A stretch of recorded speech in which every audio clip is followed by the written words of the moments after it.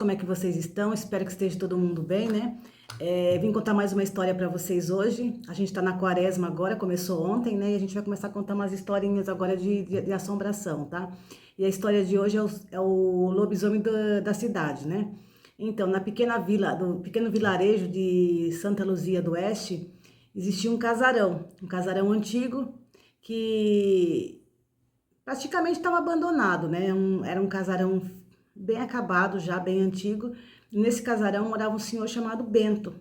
Só que esse senhor ele era muito estranho, ele não falava com ninguém, ele estava sempre de cabeça baixa, quando ele via as pessoas ficava de cabeça baixa, era uma pessoa bem esquisita mesmo, né? E ele morava com a esposa dele lá, só que o tempo passou e a mulher faleceu. Quando a mulher faleceu, ele ficou sozinho, mais estranho ele ficou ainda, então ele não falava com ninguém, era uma pessoa bem estranha, era aquela pessoa que não falava com o vizinho, não falava com ninguém, estava sempre de cabeça baixa, né? E o pessoal começou a estranhar que chegava a sexta-feira, começou a sumir animais. Primeiro foi uma ovelha, depois um bezerro e assim por diante começou a sumir os animais. Do nada era uma galinha, era um filhote de um animal, sabe? Tava sempre sumindo alguma coisa. E o pessoal falou, nossa, que estranho, né? Tá sempre sumindo, chega sexta-feira, os animais começam a desaparecer. E era a galinha se escondendo, eram os animais, né, fazendo barulho, era bem terrível assim, e o povo tinha medo, né, porque o pessoal já entendia o que estava acontecendo na cidade, só que não sabia quem era. E passou um certo tempo, o Bento desapareceu, sumiu, né, a casa ficou mais abandonada, janelas caindo, bem mal mesmo, né. E o tempo foi passando e quando chegou uma temporada, tinha um senhor que tinha um sítio ali, ele tinha dois netos, que era o Marcelo e o João. E eles vieram da cidade grande passar ali, ficar ali, né, com os avós, passar as férias ali da escola ali com os avós. Só que eram dois adolescentes terríveis, né, porque o avô e a avó contavam a história para eles, né, falou, ó, cuidado, aquela casa velha lá perto da colina, vocês não vão lá não, porque aquilo ali é mal assombrado. Contou a história, ali viveu um senhor, o Bento, que contou como o Bento era estranho, não falava com ninguém, e várias coisas, do nada desapareceu, assim como chegou do nada, desapareceu do nada também, que os animais desapareciam, que era, o pessoal via, né, vulto de um bicho grande andando no meio do mato, essas coisas contavam, e eles davam risada, né, ah, que nada, isso é balela, né, o vovô e a vovó não tem o que inventar. E aqueles adolescentes terríveis que você fala e não acredita, né? Então achava, levava tudo na base da brincadeira, né? E quando foi uma vez lá, terminou o jantar e a avó falou, olha, hoje é sexta-feira, tá? Terminou o jantar, vão dormir mais cedo hoje, né? Não vão ficar aí na brincadeira como vocês gostam de ficar aí no quintal, não, tá? E eles, um olhou pro outro, né? Ah, tá bom, vovó, a gente vai dormir, né?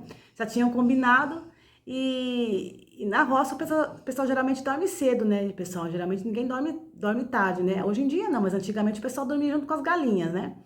E eles esperou o avô e a avó ir dormir, foram pro quarto também, fingiram que tava dormindo e saíram, pularam a janela e saíram, né? Cada um com uma lanterna na mão.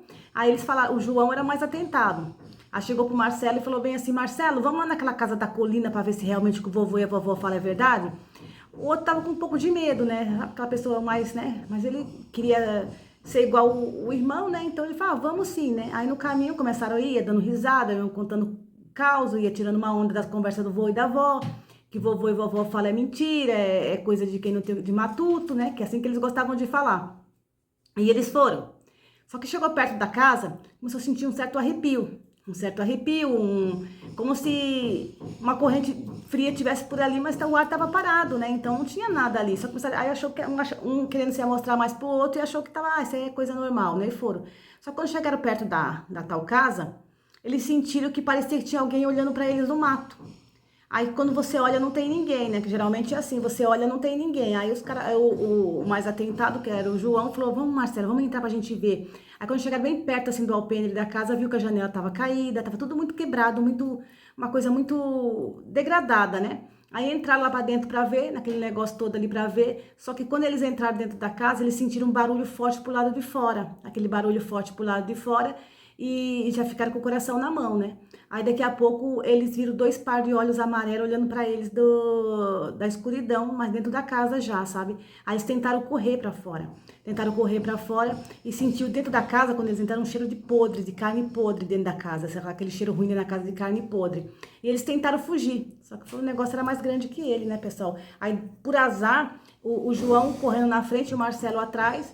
Só que por azar, o João caiu. Quando o João caiu, o Marcelo correu. Só que quando aquilo que vinha atrás dele pulou em cima dele, quando ele caiu no chão. e o outro só viu os gritos dele, os gritos dele desesperado, aqueles gritos horríveis. E o irmão correu, né? Não tem como você fazer nada, sabe? Aqueles gritos, depois aí chegou em casa chorando, chamou o avô e a avó, contou o que tinha acontecido, aí o avô chamou os vizinhos, todo mundo com espingarda na mão, com tocha, e foram atrás e não encontraram mais nada. No dia seguinte, quando conseguiram entrar na casa, né, viram rastro de sangue, as paredes todas arranhadas, e nem sinal do menino mais, entendeu? E o menino desapareceu. Então, ali eles simplesmente chamaram a polícia deu como se um animal grande da mata, alguma coisa assim, tivesse pego ele, entendeu? Porque para as autoridades ninguém acredita em lobisomem, né?